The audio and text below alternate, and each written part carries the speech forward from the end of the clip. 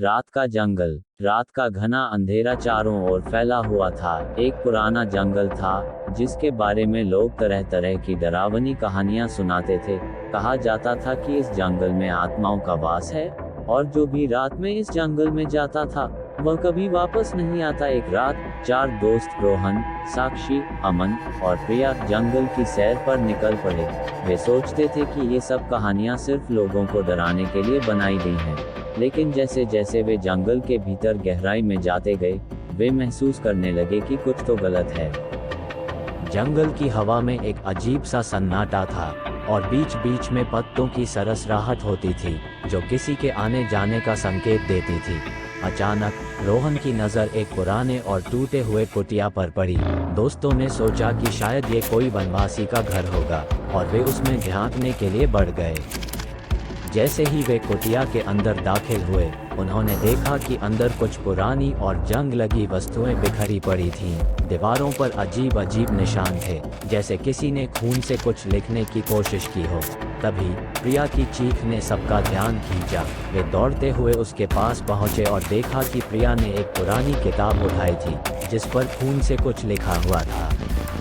अमन ने जब उस किताब को ध्यान से देखा तो उसमें लिखा था, जो भी इस जंगल में आएगा उसकी आत्मा यही कैद हो जाएगी। दोस्तों के रोंगटे खड़े हो गए और उन्होंने तुरंत वहां से भागने का फैसला किया। लेकिन जैसे ही वे बाहर निकलने लगे, जंगल का माहौल और भी भयावह हो गया। पेड़ जैसे जैसे हिलने लगे और अजीब अजीब सी आवाज़ें आने लगी।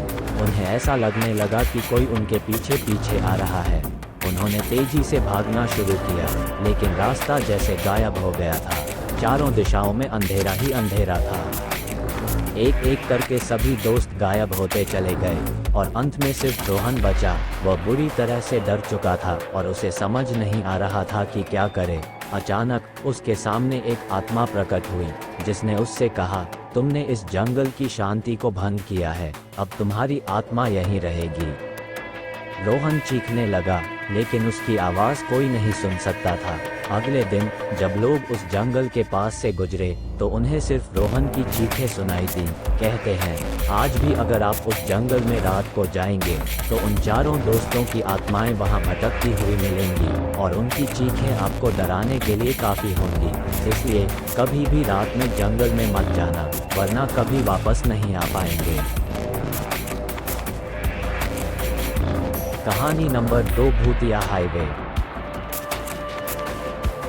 राजमार्ग का खौफ। एक बार की बात है, एक लंबा और सुनसान राजमार्ग था जो घने जंगलों और ऊबड़-खाबड़ पहाड़ियों के बीच से गुजरता था।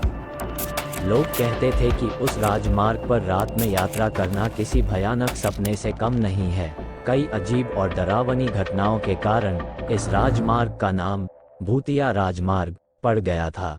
रवि, एक युवा और साहसी ट्रक ड्राइवर, इन कहानियों पर यकीन नहीं करता था। एक रात उसे अपने ट्रक में माल ढोकर इस भूतिया राजमार्ग से गुजरना पड़ा। रात के अंधेरे में रवि ने अपना ट्रक चलाना शुरू किया। वह राजमार्ग की वीरानी और सुनसान रास्तों से अनजान था। जैसे जैसे वह आगे बढ़ता गया, रास्ता और भी सुनसान और भयानक होता गया। चारों ओर सिर्फ जंगल और अंधेरा था। अचानक उसे महसूस हुआ कि ट्रक का एक टायर पंक्चर हो गया है। उसने ट्रक रोककर टायर बदलने का फैसला किया। रवि ने टायर बदलना शुरू किया। तभी उसे महसूस हुआ कि कोई उसकी ओर देख रहा है। उसने चारों ओर देखा, पर उसे कुछ नजर नहीं आया। उसने इसे अपनी कल्पना मानकर काम जारी रखा। अचानक उसे एक हल्की सी आवाज़ सुनाई दी, जैसे कोई उसके पास खड़ा हो। उसने डरते हुए पीछे मुड़कर देखा, पर वहां कोई नहीं था। टायर बदलते समय उसे लगा कि कोई उसके ट्रक के पास खड़ा है। उसने देखा कि एक औरत सफ़ेद साड़ी पहने उसके ट्रक के पास खड़ी थी। वह औरत बहुत ही डरावनी लग रही थी। उसकी आंखें लाल थीं और चेहरे पर गहरी चोटों के निशान थे। रवि ने उससे पूछने की कोशिश की कि वह कौन है और इस सुनसान राजमार्ग पर क्या कर रही है, लेकिन उस औरत ने कोई जवाब नहीं दिया। अचानक वह औरत हवा में गायब हो गई। रवि का दिल तेजी से धड़कने लगा और वह घबरा गया।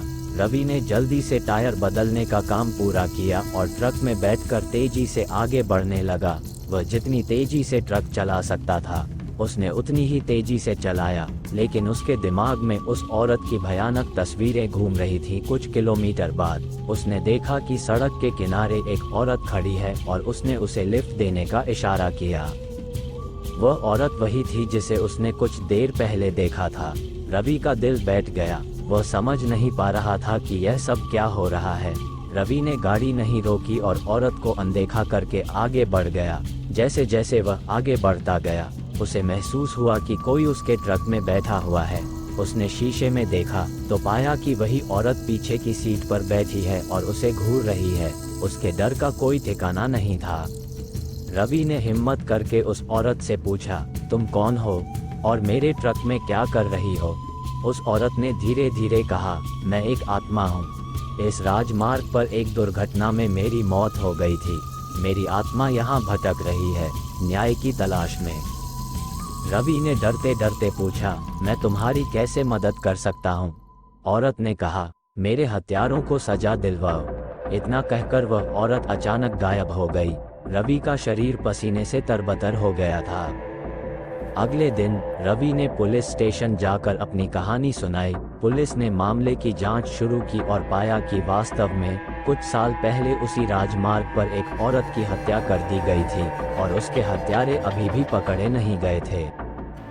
रवि की गवाही और मदद से पुलिस ने हत्यारों को पकड़ लिया और उन्हें सजा दिलवाई।